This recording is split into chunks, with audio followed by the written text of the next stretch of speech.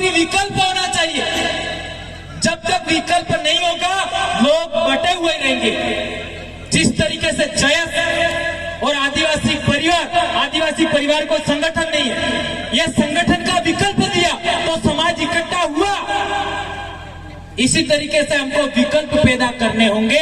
ये बात आप लोगों के बीच में मैं कहना चाहता हूं। एक इंपॉर्टेंट बात,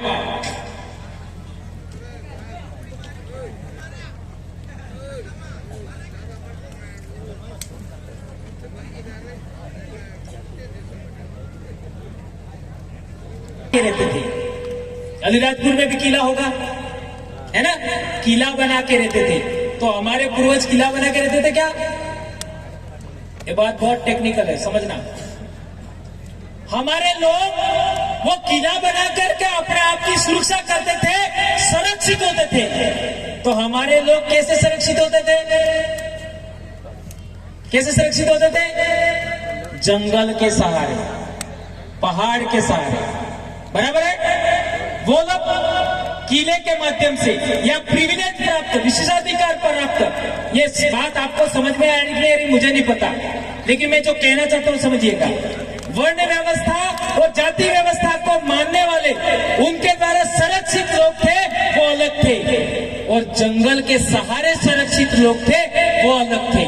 इसलिए हमारे पूर्वजों ने लड़ाई लड़ा तो जल, जंगल, जमीन के सहारे लड़ाई लड़ा। तो हमारा भगवान कौन?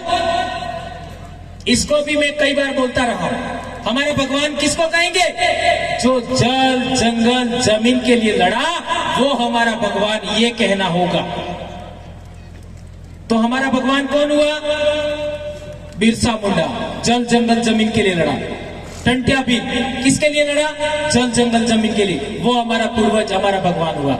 इस तरीके से हमें बातों को समाज के अंदर बोलना चाहिए, प्रचार करना चाहिए। ये बात मैं कहना चाहता हूं। दोस्तों, बातें बहुत सारी है, लेकिन हमारे एक दो साथी और बोलने वाले हैं। मैंने एक इंपॉर्टेंट बात बताई, उस पर मंथन करिए। जो विचारशील लोग हैं, ये पचना इतना आसान नहीं है, समझना इतना आसान नहीं है। श्रम करने वाले लोग और श्रम नहीं करने वाले लोग, ये दोनों कभी एक नहीं हो सकते। कैसे?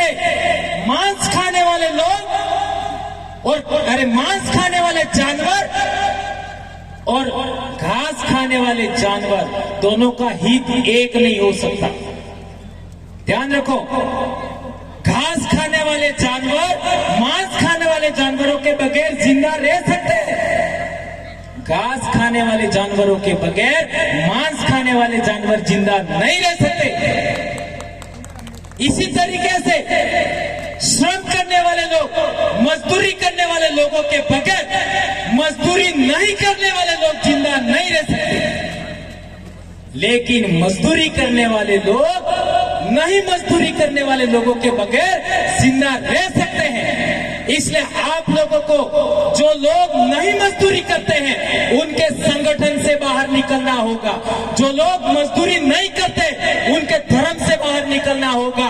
जो लोग मजदूरी नहीं करते, उनके राजनीतिक दलों से बाहर निकलना होगा। और जो कमेरा जातियां हैं, श्रम करने वाली जातियां हैं, उनको अपना संगठन बनाना चाहिए, उनको अपना आदिवासी धर्म बनाना चाहिए, उनको अपना बलबूते पार्टी बनाना चाहिए।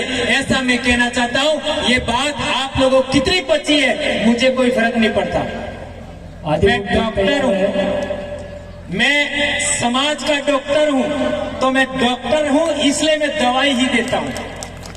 ठीक है? आप लोग इस दवाई को पचाए होंगे, ऐसी मैं आशा करता हूं, अपेक्षा करता हूं। और आप लोगों ने हमको यहाँ बुलाया, ये बातें हमने बताई, उस पर आप बार बार गौर फरमाइएगा कि क्या ये बातें मैंने सही बोली थी। यदि सही लगे तो समाज में प्रचार करिएगा, आगे बढ़ाइएगा।